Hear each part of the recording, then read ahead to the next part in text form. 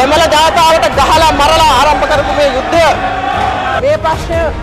අපේ දෙමව්පියන්ගේ අපේ පරම්පරාවල සමහරුන් ඇති කරපු ප්‍රශ්නයක් මේ රටේ පාලනය කරපු සියලු ආණ්ඩු තමාගේ ඡන්ද ප්‍රමාණය ගණන් කර කර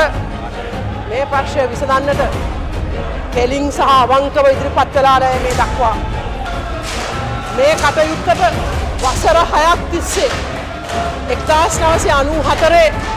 මැතිවරණයට අපි සූදානම් වුණ වෙලාවේ 94 ජූනි මාසයේ සිටම මේ ව්‍යවස්ථාව සම්පාදනය කරන්නට